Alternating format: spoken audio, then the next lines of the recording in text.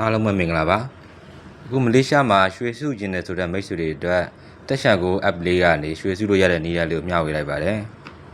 ရွှေစုကျင်တယ်ဆိုလို့ရှိရင်များသောအားဖြင့်လက်ဝဲလက်စားတွေစုကြတယ်လက်ဝဲလက်စားတွေစုတဲ့ခါကျတော့ပြန်ရောက်တဲ့ခါကျရင်ရောတဲ့လက်ခါတွေရှုံးတယ်နောက်တချို့ဆိုင်လို့ရှိရင်မလေးရှားမှာပဲ percentage အများကြီးရှော့ပြီးပြန်ဝယ်ကြတာတွေရှိတယ်ပေါ့နော်တက်ရှန်ကိုမှရွှေစုမယ်ဆိုရင်တော့ကြာစုနိုင်မှာရွှေကတော့မြတ်မှာပါကဲဒါဆိုတက်ရှန်ကို app လေးကနေရွှေဘလို့စုတယ်ဆိုတော့ကြည့်လိုက်ရအောင်တက်ရှန်ကိုမှာအရင်ဆုံး EMS ဆိုတာလေးရှိပါတယ် EMS ဆိုတာမလေးလို့ရွှေပေါ့နော် EMS ဆိုတာလေးကိုနှိပ်လိုက်ပါ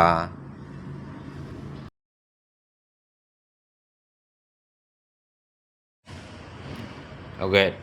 ဒါဆိုရင်တော့ရွှေစုကိုပေါ်လာပြီသူကရောင်းစည်းနဲ့ဝယ်စည်းနေ့စဉ်နဲ့မြပြောင်းလဲရှိတယ်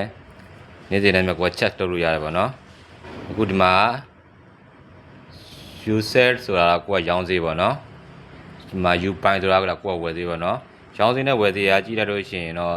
တစ်ချက်လောက်ပဲကွာတယ်ပေါ့နော်ပြင်မှာလက်ဝဲလက်စားတွေရောင်းလာပဲဖြစ်ရွှေတုံးတွေရောင်းလာပဲဖြစ်ဖြစ်သူက340တော့ကွာတယ်ဒီမှာတော့ရောင်းစည်းနဲ့ဝယ်စည်းနဲ့10လောက်ပဲကွာတာဆိုတော့ကိုကငွေလို့ပဲဖြစ်ဖြစ်ငွေကြီးအရေးပေါ်လိုပြန်ရောင်းရင်ပဲအများကြီးမရှုံးတော့ဘူးပေါ့နော်ရောင်းရင်လည်းဆိုရင်လည်းလွယ်လွယ်လေးပဲကိုကဈေးကြည့်ပြီးတော့ဈေးကြိုက်တယ်ဆိုလို့ရှိရင်ဘိုင်ကိုဆိုတာလေးကိုပေါင်းလေးနှိပ်လိုက်ပါဒါကတော့ဝယ်တာပေါ့နော်အဲ့ဒါဝယ်တာပေါ့နော်ဘိုင်ကိုဆိုတာလေးကိုနှိပ်လိုက်ပါအဲ့ဒါနှိပ်လိုက်ရင်ကိုဝယ်ခြင်းတော့ဝယ်လို့ရတယ်ပေါ့နော်အမှ100ရှိတယ်200ရှိတယ်ကဲ300 500 1000ပေါ့နော်အဲ့လိုမှမဟုတ်ဘူးကွာ30ကနေ50လို့ပါလို့နည်းနည်းချင်းစုမှဆိုရင်အာသာဆိုတာလေးကိုနှိပ်ပါ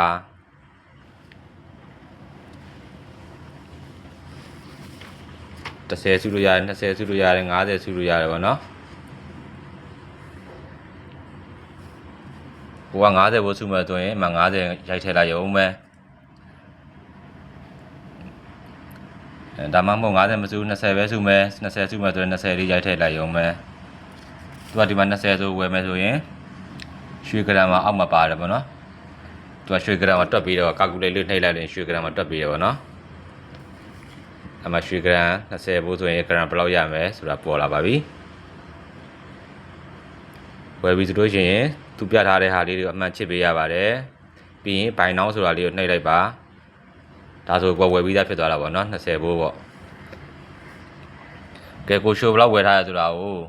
ကိုဂရမ်ဘယ်လောက်ရှိတယ်ဆိုတာဒီမှာကြည့်လို့ရတာပေါ့နော်ပေါ်သုံးမှာအဲ့ဒါလေးပါ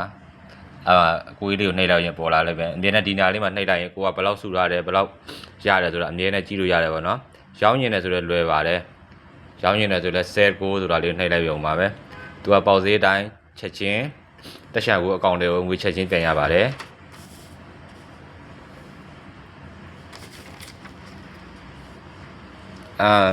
သူကရွှေစည်းတက်တဲ့ခါကျရတယ်ကိုကနည်းနည်းမြက်တယ်ပေါ့နော်ရွှေစည်းကြတဲ့ခါတော့အများဆုံးရှုံးနေငါကျက်30ပဲကိုဘက်ကရှုံးတာမျိုးရှိတာပေါ့နော်ဒီမှာစုတော့တစ်ခုကောင်းတာဘာကောင်းလဲဆိုတော့ကိုကမလေးရှားမှာလှုပ်တဲ့အခါကိုရဲ့အဆောင်မှာဖြစ်အခန်းထဲမှာဖြစ်ရွှေတွေဝယ်စုတဲ့ခါကျတော့စိတ်မချဘူးပေါ့နော်အခန်းထဲမှာထားခဲ့လို့ရွှေတို့ရှေ့စားလေးပျောက်ချတာတို့ဘာလို့ဖြစ်တတ်တယ်ပေါ့နော်တစ်ခုမကောင်းတာကြတော့ကိုဝှရှင်စားခြင်းတယ်ဆိုရင်တော့သူကတော့အကောင့်တွေပြလို့တော့မရဘူးပေါ့နော်ဒီအကောင့်ထဲမှာပဲရှိနေတဲ့အတွက်ကြောင့်ဖုန်းထဲမှာပဲရှိနေတဲ့အတွက်ကြောင့်ဖုန်းထဲမှာပဲစုလို့ရပါတယ်ကိုဝှရှင်စားခြင်းလို့အပြင်တွေပါသွားလို့ဝက်ပေါ်စားဖို့ဆိုရင်တော့ဒါအကောင့်တွေပြပါဆိုတော့ပြလို့တော့မရဘူးပေါ့ဒါတက်ချန်ကိုရွှေစုနူးလေးဖြစ်ပါတယ်ခင်ဗျာအားလုံးကျေးဇူးတင်ပါတယ်အဆုံးထိနားထောင်ပေးလို့